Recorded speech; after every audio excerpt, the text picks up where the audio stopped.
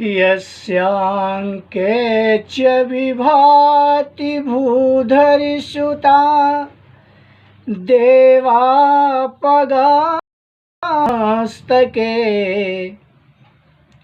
भाले बालविधुर्गरले च गरलम् यस्योरपि ब्यालरा सोऽयं भूतिविभूषणः सुरवरः सर्वदा सर्वः सर्वगतः शिवः शशिनिभो श्रीशङ्कर पातु माम्। हर हर महादेव शंभो। बोलिए शंकर भगवान की जय। श्री रामचंद्र महाराज की जय। पवन पुत्र हनुमान की जय। हर हर महादेव। अतिशय अतिशय रगड़ करई जो कोई। अतिशय रगड़ करई जो कोई। अनल प्रगट चंदन से होई। अनल प्रगट चंदन से होई।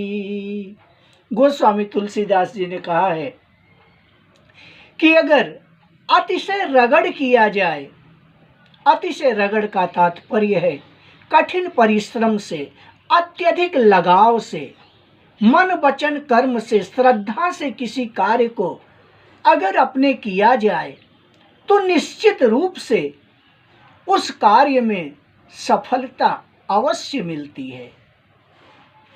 अगर हमारे कार्य में, कार्य के प्रारंभ में, कार्य के शुरुआत में अगर हमारी निष्ठा नहीं है, हमारा लगाव नहीं है, एकाग्रता नहीं है, तो उस कार्य को कदापि हम पूरा कर सकते नहीं है। और जिस कार्य को लेकर के हमको करना है, उस कार्य में जब तक तत्परता नहीं होगी, लगन नहीं होगा, निष्ठा नहीं होगी, एकाग्रचित्ता नहीं होगी, तब तक उस कार्य को हम पूर्ण कर सकते नहीं है।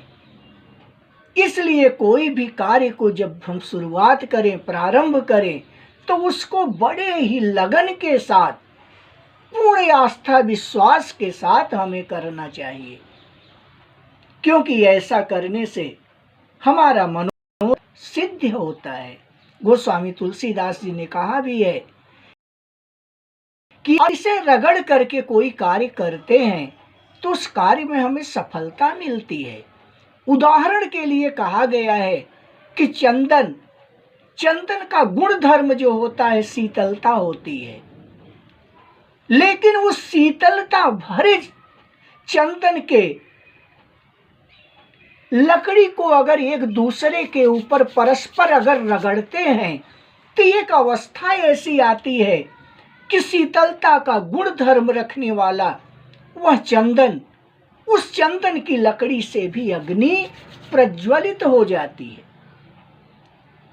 इसलिए हमारे कर्म करने के उद्देश्य को, कर्म करने के लक्ष्य को, कर्म करने की तत्परता और लगन को जितना ही उचित मार्ग हम देंगे, जितना ही निकटता उससे रखेंगे, उतना ही हमारा कार्य संपूर्णता से सिद्ध होगा।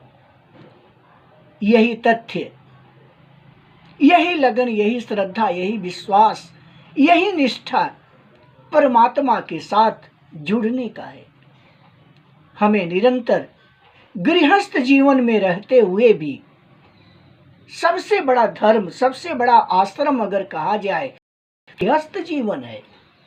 इस गृहस्थ जीवन में हम रह करके जीविकोपार्जन का मार्ग करते हुए भी मन वचन कर्म से अपने परिवार का भरण पोषण करते हुए भी हम अपने आवागमन के चक्कर से मुक्ति पाने के लिए एकमात्र आधार है नाम स्मरण। प्रभु के नाम का स्मरण अपने करते रहें। आपको पता होगा कि आज तो मनुष्य अपने बच्चों का नाम आधुनिक क्रिस पता नहीं कितना नाना प्रकार के आधुनिक नाम रख देते हैं, लेकिन पहले आप ध्यान दे के देखिए कि पहले आज के लगभग 50 साल पहले की बात है, घर में कोई भी लड़का अगर जन्म ले, लड़की जन्म ले, तो उसका नामकरण भी इसी उद्देश्य से होता था, किसी देवी देवता के नाम से ही उसका नामकरण करते थे। क्योंकि